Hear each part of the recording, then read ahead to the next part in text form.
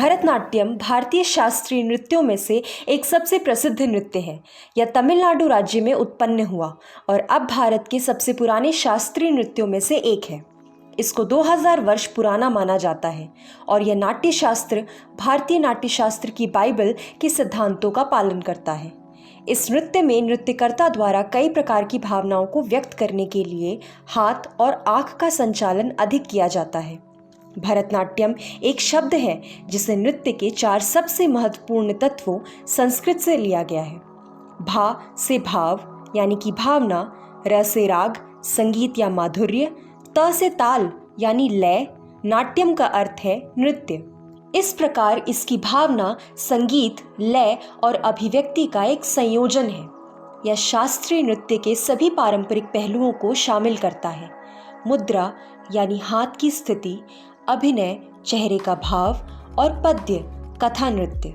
आइए जानते हैं भरतनाट्यम का इतिहास। इसका इतिहास आकर्षक रहा है। पारंपरिक रूप से भरतनाट्यम की नृत्य शैली वास्तव में दस्यअट्टम और सद्र के पारंपरिक रूपों से कई विभिन्न तत्वों का एकीकरण है। देवदासियों द्वारा किया जाने वाला एक नृत्य दस्यअट्टम के रूप में जाना जाता है, जबकि सद्र दक्षिण भारत के शाही महलों में किया जाने वाला एक नृत्य है। भरतनाट्यम के समर्थक देश विदेश में हैं। चेन्नई के ई कृष्ण अय्यर भरतनाट्यम के विकास के लिए सबसे प्रमुख योगदानकर्ताओं में से एक थे। उन्होंने 1927 में मद्रास में प्रथम अखिल भारतीय संगीत सम्मेलन का आयोजन किया। सम्मेलन के परिणाम स्वरूप 1928 में संगीत अकादमी की स्थापना हुई थी। उन्होंने लगभग 1 दशक तक अकादमी के सचिव के रूप में कार्य किया। साथ ही साथ पांडा नल्लूर जयलक्ष्मी, जीवरत्नम, नृत्य रानी बाला सरस्वती, श्रीमती रुक्मणी देवी अरुणडेल्य, गुरु मीनाक्षी सुंदरम पिल्लई, राम गोपाल, मृणालिनी साराभाई एवं अन्य भरतनाट्यम के कुछ समर्थक रहे हैं। भरतनाट्यम की कुछ प्रमुख विशेषताएं हैं। इस शैली को कुछ अवयवों में बांटा गया है। आइए जानते हैं और उन्हीं अंशों को पढ़ते हैं। अलरिपु।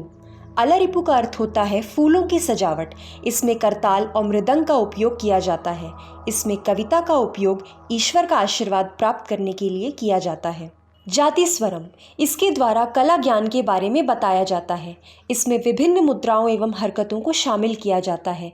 इसके साथ ही साथ इसमें स्वर मालिक एवं नर्तक कला से संबंधित ज्ञान भी दिया जाता है। शब्दम। यह सबसे ज्यादा आकर्षित एवं सुंदर तत्व है। इसमें नाट्य भावों को लावण्य के माध्यम से प्रस्तुत किया जाता है। इसका उपयोग विशेषकर ईश्वर की प्रशंसा करने के लिए किया जाता है। वर्णम। इसमें भाव, ताल एवं राग के माध्यम से कहानियों को प्रदर्शित किया जाता है। ये एक नृत्य घटक होने के साथ साथ सबसे चुनौतीपूर्ण अंश भी है। इसे रंगपटल की सबसे महत्वपूर्ण रचना माना गया है। पद्य। इसमें 7 लाइनों की आराधना की जाती है। इसमें संगीत हल्का हो जाता है और नृत्य भावात्मक हो जाता है। जावली। इसमें तेज गति वाले संगीत के साथ एक छोटे से प्रेम गीत को प्रस्तुत किया जाता है। थिल्लन।